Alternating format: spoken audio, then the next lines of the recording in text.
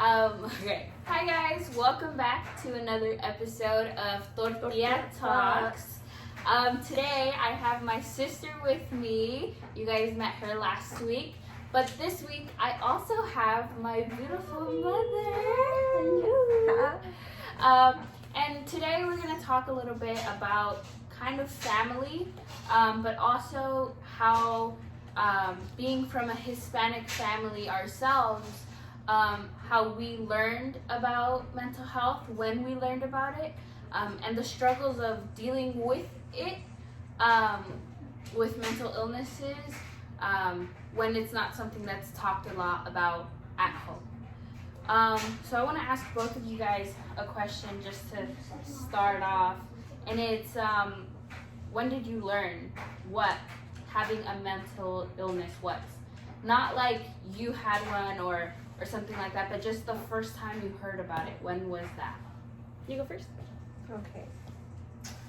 I heard about it when I think I was in Miami, but I never take it serious because it wasn't happening in the house, right? So I just hear people that, oh, I'm depressed and I'm depressed, and as a mother, I was like, okay. So I never thought this was a real and serious illness. You know, when a person have that, and so you never went through depression yourself? No, I never went to depression, even though I lost my father, and I saw myself in the world without anybody, just my mom. But I never, been through that because I was kind of a strong woman, and I never probably I went through that, and I never know. Okay. Because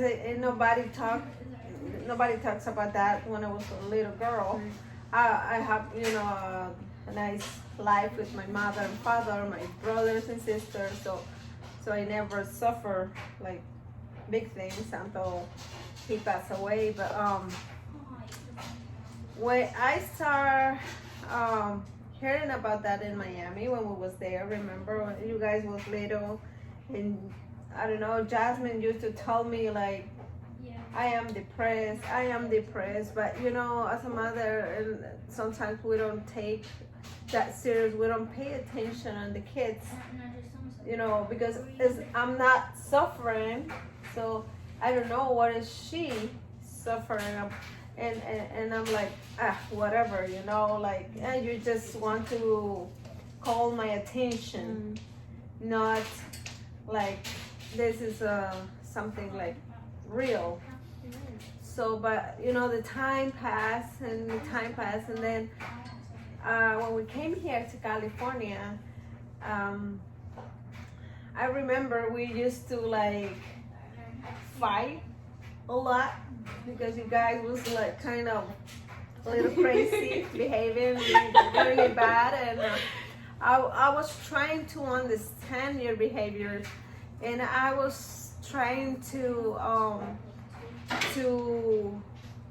think that was happening because I got divorced and your father wasn't there never when you guys needed.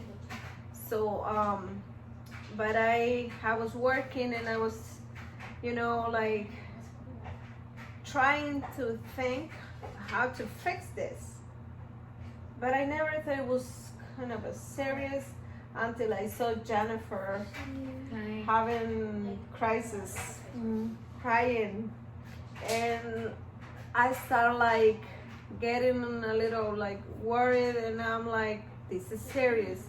This is something that is gonna affect her. And I never listened to Jasmine. I'm so sorry, Jasmine, because sometimes we fail as a parents, and we think everything is okay, or we try to just avoid that, and think it's not happening. But when I saw you, and we have to go through so many things, and you guys was with those big like crisis, horrible crisis. This is something very, very serious. It's not like just whatever. You guys, as a as a mother and as a single mother, I think that we have to pay more attention on that type of illness, because it's real, and it's so sad to see a child with that. Those crises make you feel like you cannot like handle that, and you don't know how to help. So, but thank God we decide to call the doctor, and then they suggest us to have a therapist, and we stayed for like 6 months, right? I think it was a year. Almost a year, and then he helped us a lot. But one thing that I want to say is love is everything. Love is what fixes everything. Love is what it's what help in everything. Nothing help if you don't have love for your kids, and you help them with telling them you love them, you hug them, and be there when they need you. Try to make this a little bit more easier for them to, because at this point it's really danger, because a kid can decide just to suicide and do stupid things that they're not supposed to. But as a parent, we have to be there. We have to help them. We have to like show them love a lot. Show them we're there for them. And psychologists work too, because Jennifer's got a lot of help from them. But at the end of the day, we start like learning more and more how to manage this. But the main thing that we saw that it works is love. And we like we talk a lot, and we was trying to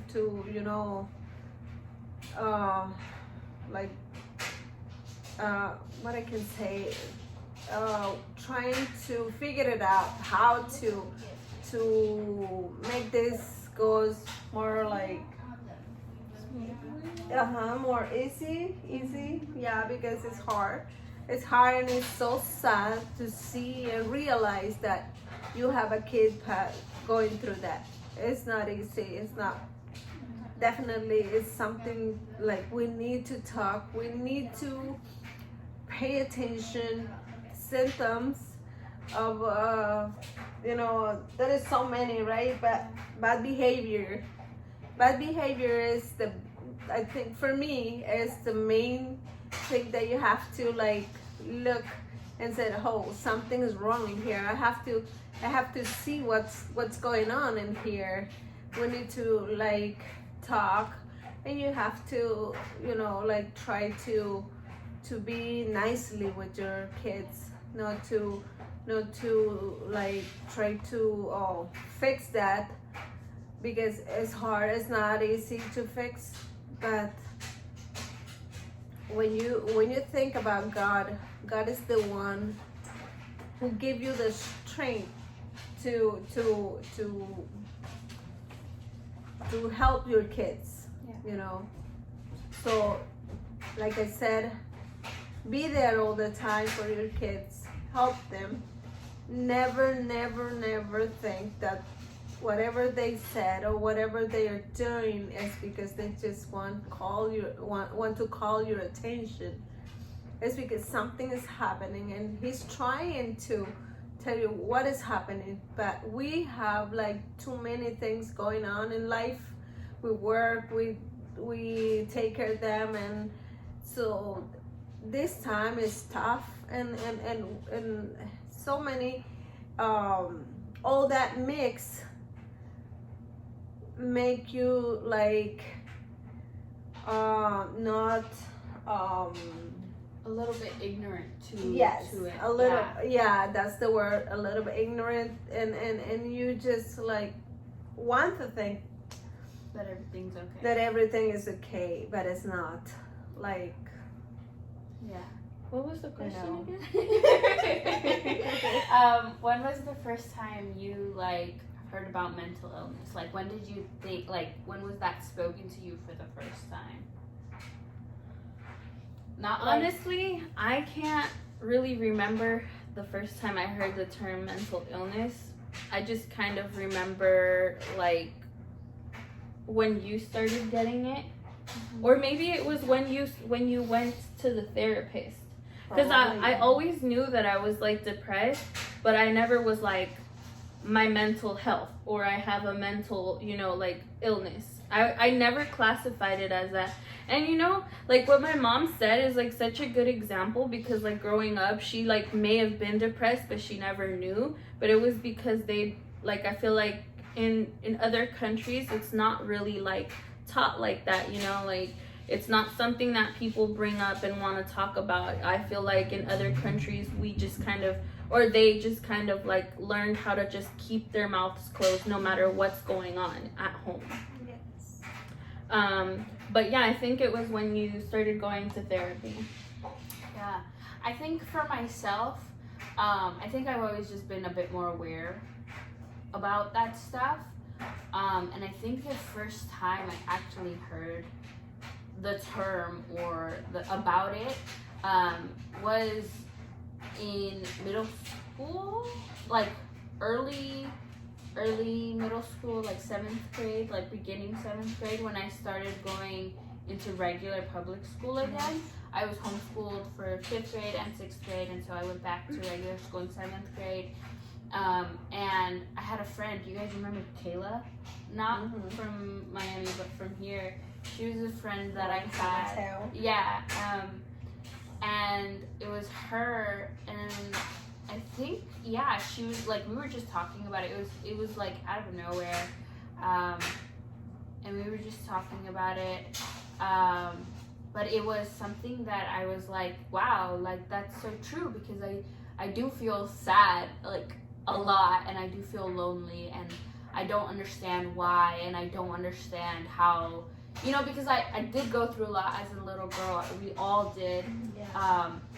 But I didn't like I knew it was because of that, but I didn't know that like you could hold on to trauma and like, it affects your mental state and stuff like that. Like I didn't really realize that was how that works. Until then, and then I was like, it was getting really bad, and when I started going with my therapist, he was the first person, like even though I knew it, like I knew deep down just like you knew, he was the first person to tell me like, yes, you have depression, like you suffer from depression. And it was really, really weird, because we never spoke about it. That's something I remember we cried so much that day. I also remember, like, me in the midst of being depressed, she started getting depressed, but hers got, like, so much worse than mine. And I remember trying to understand her and, like, talking to her, because my mom and my dad would tell me, like, you're just encouraging her, like, why do you want her to be sad just because you're sad? And like, I was really trying to be there for her, but I feel like in a Hispanic household, having any type of mental illness, it is definitely frowned upon if it is not understood. Yeah, definitely. I think, actually, now that you brought up Dad, like, he told me once, and this really opened my eyes to how, like, Hispanic people and ethnic people in general are not informed or educated at all. Yeah, we don't. Yeah, you're right. Because he was like, well, why are you sad? Like, just be happy. And I was like, that's not how that works. But okay, thanks, Dad. I'll try. I was like, that's so crazy how like you just don't know about it, so you don't understand. And even just like a few weeks ago, Luis is my other sister's husband. He was like, so what is depression? Like, what do you like? This man is what, 32? Yeah. 31? 31. That's pretty young, you guys. But he wasn't born here in the U.S. Yeah, and he was like, what is depression? Like, what does it make you feel like? Why? Even my older sister, dude. Yeah, She was born here. She told me, she's like, I've never been through depression. And the other day I was talking to her, and she's like, you know what? I think I might be a little like affected by depression. And I think we all are. I think we just Sometimes at some point, I think everyone have those little times that you feel like you're depressed. Yeah. But I would try to say like no, I'm not depressed, and try to do things that help for like help you feel better. And because that works. Yeah, and I think there's a difference that like even in just people who know what mental illness is and people who know what depression is, like there's a difference of feeling depressed and being depressed. Being depressed is a different I was thing. gonna say that. I'm like, depression, So being depressed can be like one thing, but I also feel like you can be sad, you guys. Yeah. You can be sad and not depressed. Yes. It's okay to feel down some days. That does not mean you're going through depression. Yeah, exactly. Yeah. And it's okay, like, there's this beautiful famous quote that Katy Perry said. If you guys didn't know that's who said it, it's okay to not be okay. Exactly. Yeah. And she said that in an interview, and she was crying, and I was like, oh my god, okay, I'm not okay. But no, yeah, and it's okay to not be okay. It doesn't mean that you have a mental illness. It just means that life's hard for everyone, especially this time. Yeah, it's hard, and it's okay to feel sad or down. It's just manage all this, whatever is happening right now. It's hard. It's hard. It's a lot. Really hard. And moving away a little bit from depression, what do you guys know? Because I know like depression and anxiety and like OCD and like bipolar. Hold on. And bipolarism, like what are other mental illnesses that you know? Because those are the ones that are like popularized or like bipolar. Yeah, like, I'm the one that does the homework because I have a list. Like, okay, so you have a list, but mommy, like, did you there's so many types of mental illnesses other than like depression and anxiety. Like, what do you know any other? Any other? Yeah. Schizophrenia. Yeah. That's a mental illness. Schizophrenia. So, before you like bring out your list, there's so many mental illnesses, and there's not just one type. It's not just feeling sad. It's not just feeling nervous. It's not just feeling like you constantly have to do things a certain way, or you have to, do things. There's Tourette's. There's bipolarism. There's schizophrenia. There's on my list.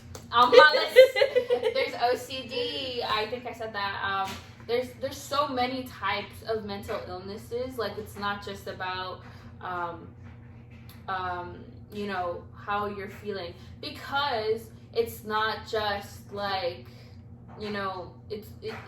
it's about the chemical balances in your brain. So there's more that goes into it. And the most important thing about this is talk. Yeah. Talk about this. Talk about what is happening to you in your brain, and look for help. Yes. Look for help all the time. If you feel like you want to kill yourself, say no. I have to ask for help. Yeah. Or if you want to hurt someone else, you have to. Yeah. Also, like, go and look for help, because that's never okay. Yes. Yeah. That's okay. never okay. So I have the top 10 mental illnesses, and then I have other common. So the top 10, I don't know what these are, by the way. I didn't look into them. I didn't research them. I just kind of searched, and I found a list. So there's avoidant personality disorder, borderline personality disorder, histrionic personality disorder, narcissistic personality disorder, obsessive compulsive personality disorder. There's paranoid personality disorder. There's schizoid personality disorder, and there's schizotypal personality disorder. And these are like, I guess, a part of the top 10, and I haven't heard of a lot of them before. What we can do is try to go one by one and explain to them what this is, you know, the symptoms. Maybe we can just post the Google link down below. We will. So you guys can look through each one. Yeah. And I think it's really important that we realize that a lot of these have some of the same symptoms, a lot of the same characteristics. So it is like, you know, hard for us to really realize which one it is. So that's why I think therapy is very important, seeking help through a doctor, someone who knows these things, someone who's studied these things. Definitely going to them is very important. Even ourselves who, you know, are very aware of mental health and mental illnesses, there's so much more to learn. And because mental illness has become such a taboo thing to talk about, like, you don't really, you know, you don't go deep down other than depression, anxiety. Like, here are two more that you might have not thought that it's a mental illness. Dementia and autism.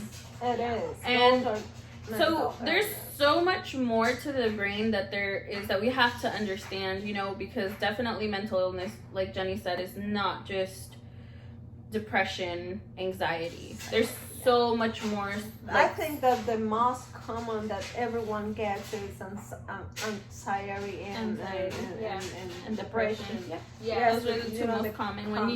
So when you think of mental health, that's like the where first that's like where your brain goes. You're like, mental illness. Mental illness. Oh yeah, depression. It's like, that's one of them.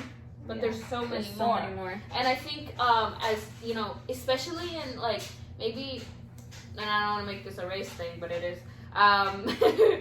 white families, just because they have, you know, more education in that area, because, you know, obviously there's more money going into those schools, so they learn more about that.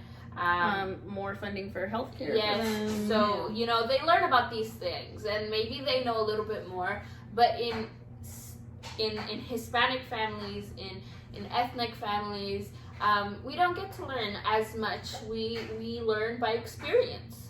And so it's true. If we're not experiencing it, we don't know about it. Exactly.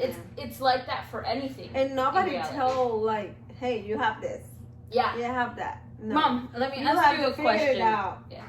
So you know how you like told us, like, you know, you didn't really know like what it was when we had depression. Mm-hmm. Have you ever spoken to like one of your friends, like, oh, you know, my daughter says she's depressed, and one of your friends like, oh, she's probably just being like a kid, blah blah blah. Dramatic. You know, has anyone ever said that? Yeah, and in our culture, that is so common, you know, because they think, oh, they just trying to, you know, call your attention.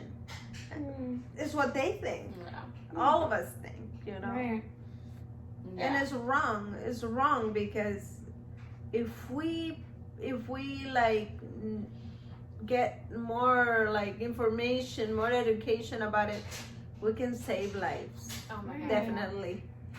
So many lives, because a lot of kids, especially kids, they decide to suicide themselves, right? Because they don't have somebody who can understand what they are going through. This is very serious. Yeah, it is very serious. Like, I don't know if you guys remember a couple of, I think it was maybe even just last year or maybe 2 years ago, the little girl who killed herself on Facebook Live. Yeah, I remember that. I was crying because I was like next to her mom.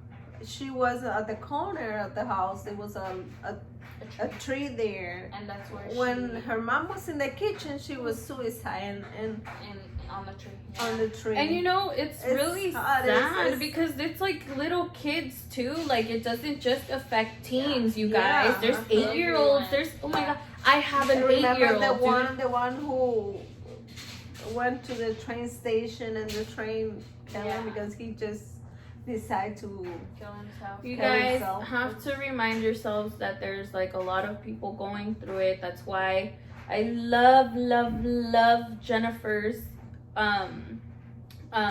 sweatshirts that she made and the shirts. They say don't be a prick.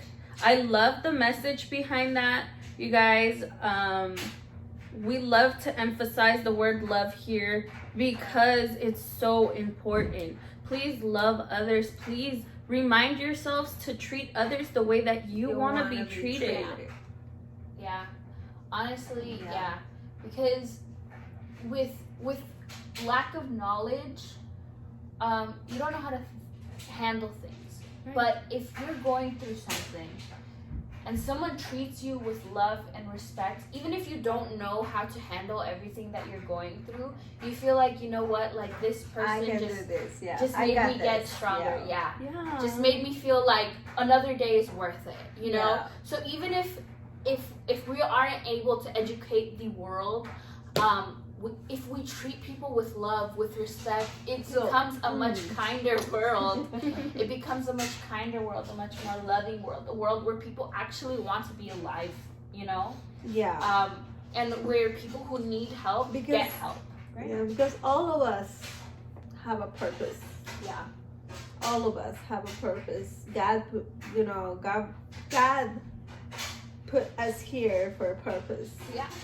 And we have to realize Feel that. that. Yeah. You heard that? You got purpose, baby. Yes. All right. Yeah.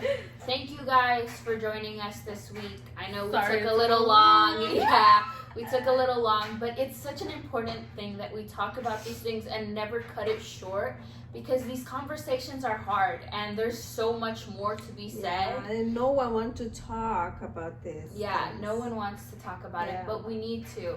We need to bring knowledge and education to everyone, to ourselves. We don't know everything. We don't pretend to. But we know that with love and with the right help, you can help, save your own life or save other people's lives. So I hope you guys have a great night, a great day. We love you with all of our hearts. We love you, love. So much love. Yes, and just remember, don't be a prick. I love you guys, and I will see you guys next week where my beautiful family will be with me and maybe another special guest. Hopefully I'll look prettier.